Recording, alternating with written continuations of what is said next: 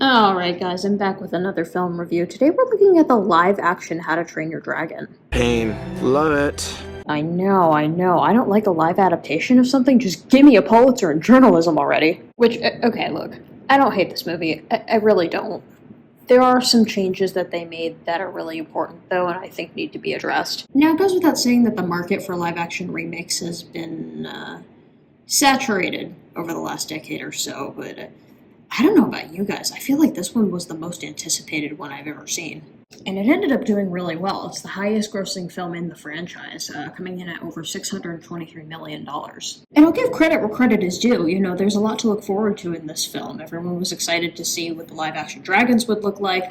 I personally was really excited that they recast Gerard Butler as Stoic in this new version. But I'll just get right to it. My problem with this film is that the people who made it don't understand why the original one worked. One of the things people liked about this new movie was that it was so faithful to the original version. And so yeah, if you copy a really, really great movie, you're going to come away with at least a decent product, right? But they made a lot of changes in terms of how the music was edited with the final film. And there's also just some things that simply don't make sense. Like there's this scene in the original movie where Hiccup is describing the conflict between the dragons and the Vikings, and he cites the Vikings' willingness to keep fighting as a product of stubbornness issues. Most people would leave. Not us. We're Vikings. We have stubbornness issues. Whereas in this new version, it changes to the Vikings like starting fights and wanted to bring the fight to the dragons. Most people would leave. Not us. We're Vikings. We don't run from fights, we start them.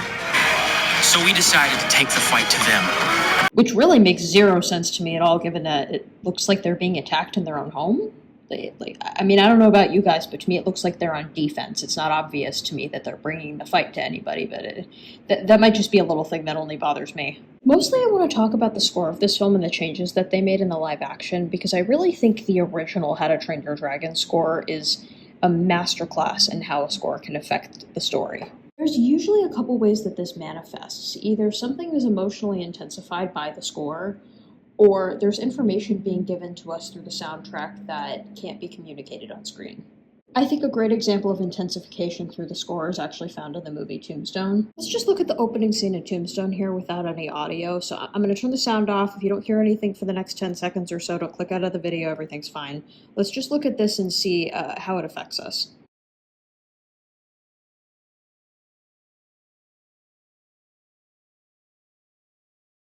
Okay, now let's compare with the sound. Emerge as the earliest example of organized crime in America. They call themselves the Cowboys.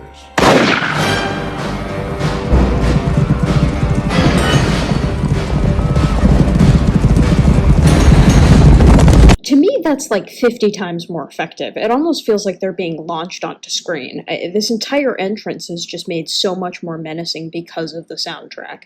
And this is what I'm talking about. So if we go to How to Train Your Dragon, there's a few moments where I think this works really well in the original film. For example, there's this moment where Hiccup is researching night furies, and he finds that the village really has no information about them. And at the same moment, we hear a very intense version of Toothless's theme being played. And I think that this helps Toothless come across as really frightening to the audience because we don't know anything about them yet. And we also realize that neither do the Vikings. Extremely dangerous. Kill on sight. Kill on sight. Kill on sight. Night Fury. Speed unknown. Size unknown. The unholy offspring of lightning and death itself. They actually kept that in the live action, which is awesome. But, no, this scene doesn't tell us anything about Toothless that we don't already know. It's just driving home an emotional point, and this is a good example of that in the music. Another example of this is here in this scene where Hiccup is spending time with Toothless and learning more about dragons, and he's also going through dragon fighting training with his peers. And at the beginning of the film, we notice that Hiccup isn't really popular in his village. What are you doing here? Get inside! Get back inside! What is he doing out again? What are you doing out? Get inside! But of course, as he proves himself useful in the training ring, people start to get interested in him. And so there's this scene where he's walking to a table in the dining hall, and he thinks he's going to be by himself. But everybody rushes over to him, and there's this huge swell in the music.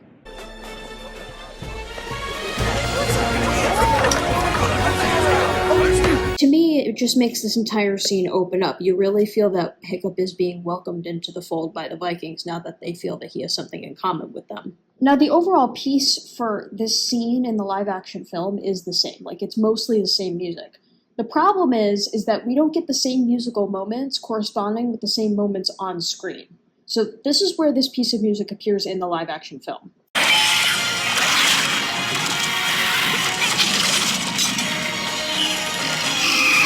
This is the music that plays at the instance where everyone rushes to him in the dining hall. Oh, there he is. Okay, wait, I have a proper question. I actually love this moment where Snotlot jumps over and knocks the water off and slides across the table. I think that's actually very in character for him, so good addition. But as fun as that moment is, it is a fact that that specific instance in the score has a specific emotional characterization from the original film. And if you start moving things around for no apparent reason, you lose the effect that the original had. And this effect can go beyond just the emotional impact. I mean, there are so many instances in this movie and in other films where the score is telling you something that you're not seeing directly on screen.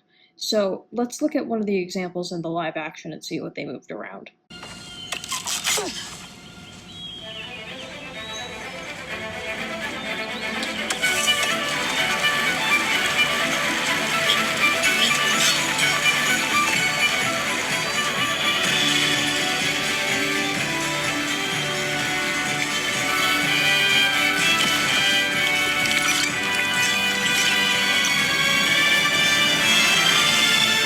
You hear what's wrong with it? Let's look at the original film.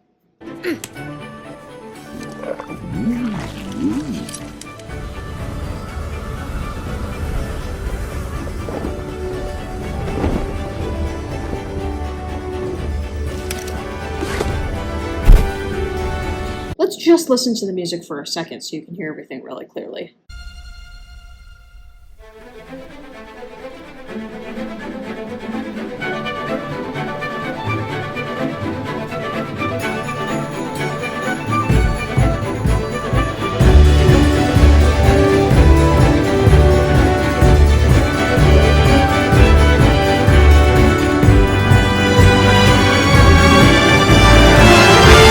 You hear the difference? Let me play you the original just so you can see what I'm talking about.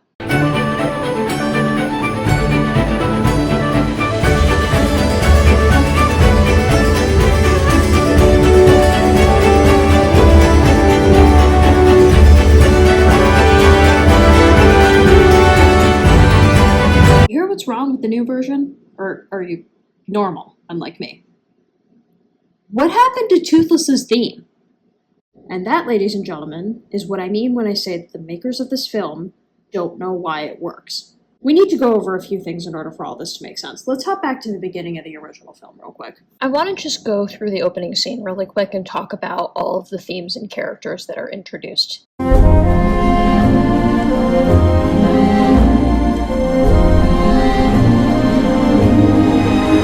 This is Burke. This theme represents Burke and the Viking way of life. We hear it again a couple minutes later. Most people would leave. Not us. We're Vikings. We have stubbornness issues. We also, of course, get Hiccup's theme. Of misery. My village. In a word, sturdy. And it's been here for 7 generations, but every... Because Hiccup is the protagonist, this music is obviously all over the film.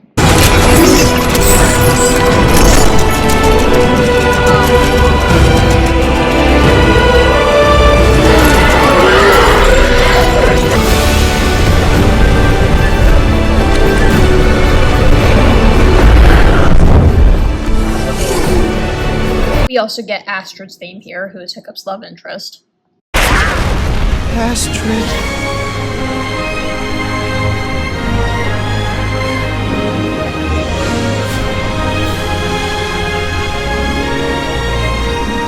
Oh, their job is... We hear this again later in a scene titled Romantic Flight.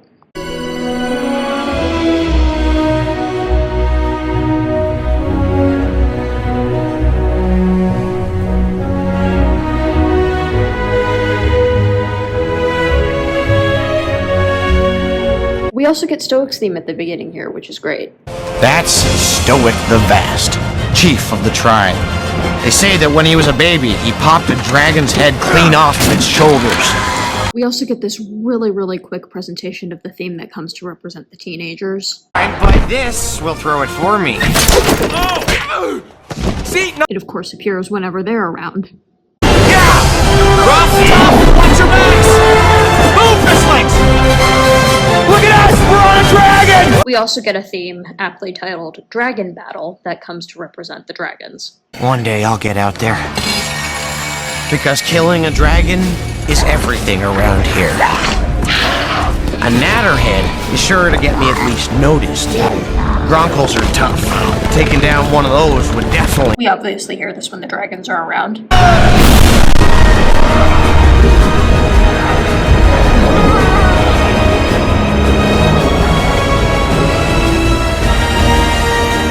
But my dad... So through the music and the screenplay, we've already been introduced to all of the major players or characters in this film, right? Oh wait, we're missing somebody.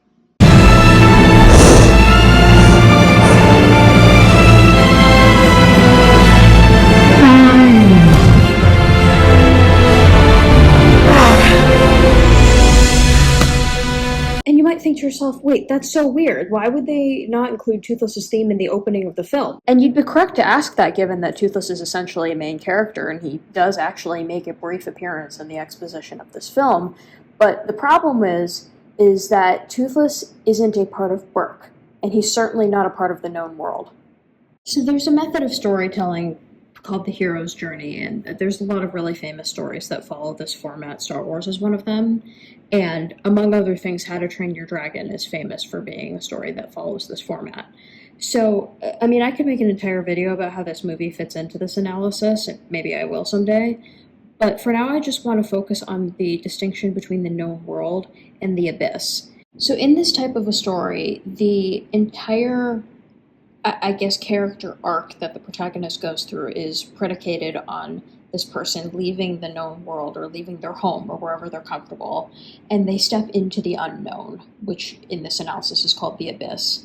So in this case, Hiccup, he doesn't leave Burke permanently, but he does, step outside his understanding about how the world works based on how he was taught as a child growing up in Burke. And he comes upon Toothless and he learns about the dragons and he learns the truth about their nature. And this kind of is the entire progression of the story. And the reason I want to focus on this is because it's very important that Toothless is not a part of Burke. It's important that we understand that he is an unknown entity when we first start watching the film and when we first come upon him. So in the opening of the film, as you probably realize already because I just walked you through it, we get introduced to all of the musical themes and the characters that are going to be relevant in this film.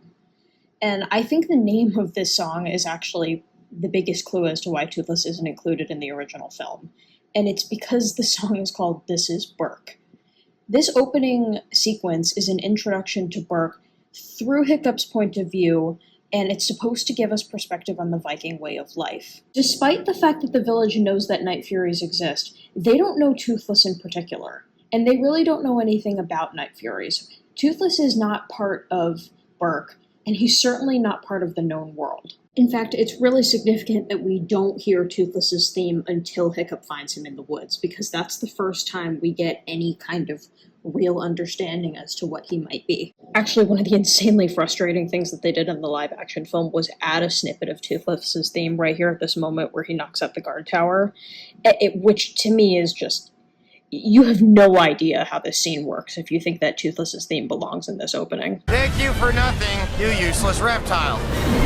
And so, earlier when I was looking at this scene and criticizing them for leaving Toothless's theme out of the remake, there's a really good reason for that. Let's look at why this scene is so important.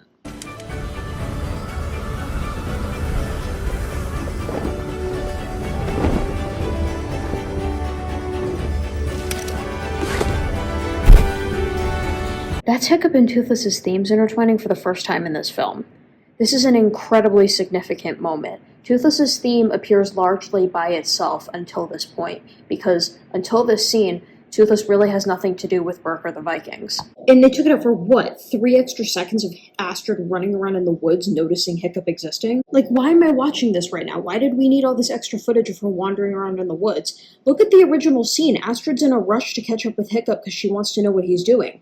Astrid in the live action is just meandering over the rocks here.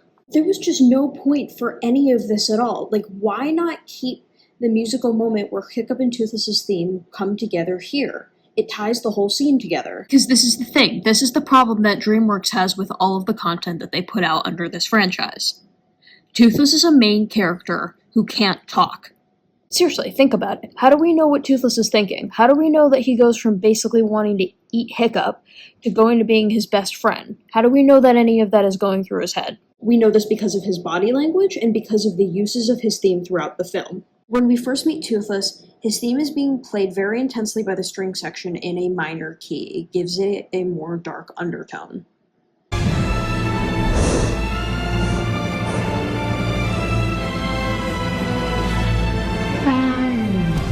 And later on in the movie, this changes. His theme is played by different instruments, and his theme is played in a major key, which just overall feels lighter. And through this usage, we know that he's becoming happier, he's becoming more accustomed to Hiccup, and we know that the relationship is evolving.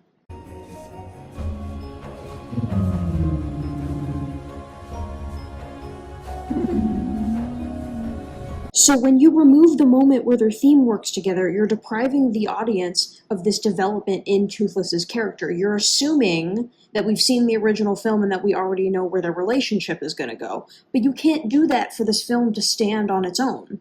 This isn't the only scene where they take advantage of people's understanding of the plot line. Like, you know the scene at the end where Hiccup has to defeat the big bad dragon, and he does so by having Toothless shoot into the dragon's mouth, because the dragon isn't fireproof on the inside. The reason Hiccup knows to have Toothless do this is because earlier in the film he observes this with other dragons.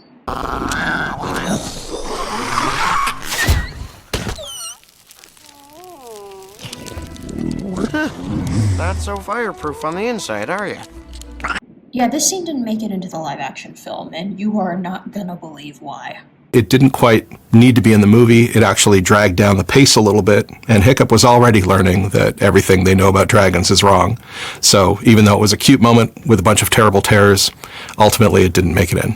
Okay, there are 2 things happening in this scene. First of all, Hiccup feeds the dragon that Toothless, shot into a fish, and then the little dragon is nice to him, and that's when he says everything we know about you guys is wrong. He's not saying that in response to learning that the dragon isn't fireproof on the inside. He's learning that the dragons are nice if you treat them well. He also learns that they're not fireproof on the inside. Those are 2 separate issues. This isn't just a cute little scene where he's interacting with a little baby dragon. He's learning something that helps him defeat the boss later. What are we doing? And I really don't want to lecture from this guy about pacing or efficiency. That's not a problem that the old movie has in comparison to this new one. And that's what really bothers me about this scene where Hiccup and Toothless are learning to fly together, because this, among other things, demonstrates that people don't understand why things were placed in the original film the way they were. And so when you cut things like Toothless's theme out, you deprive us of his character development. And supporters of the live action might say, well, what about Test Drive? They kept Test Drive, they bond there. And my response would be that, yeah, I'm glad they kept Test Drive, but actually the beats in that scene are not the same as they were in the original film. So I don't know if they're just afraid of making a carbon copy of the first one or what's going on. But yeah, Test Drive didn't make sense in the live action either.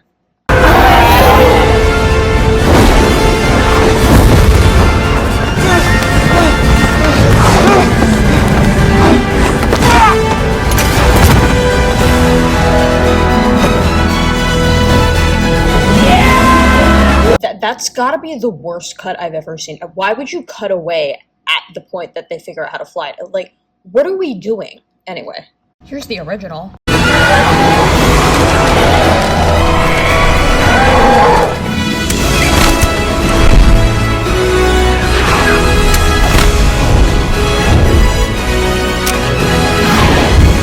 But that moment is really the culmination of all the steps that we've taken in the film to get to that moment. You can't skip the parts that got us there. And more importantly, you can't assume that people have seen the original film. You can't skip the building blocks in the story or the screenplay. I know I'm being finicky, but these things are really structurally important. And You know, like I said earlier, this film was well received in part because of how faithful it was to the original film. And I think with a film that perfect, that's kind of the way you have to go. But if you're going to go that route, anything you change, no matter how small, needs to be really well thought through. And I'm simply not convinced that that happened here. All of it demonstrates, I guess, at least a respect, if not maybe a love for the original, but also a complete lack of understanding of how it works. I mean, these are really fundamental aspects of storytelling, or even part of, composing a score. You have to think about how everything you're doing is going to affect things later on. And so if you move a chord progression here, or if you move a certain entrance here, we might excuse it because we know what they're getting at, because we've seen the original, but you've changed the meaning of the scene now. So yeah, that's my analysis for today. I could do a ton of videos on this movie. It really, to me, is one of the greatest films of all time, and it's without question my favorite soundtrack ever.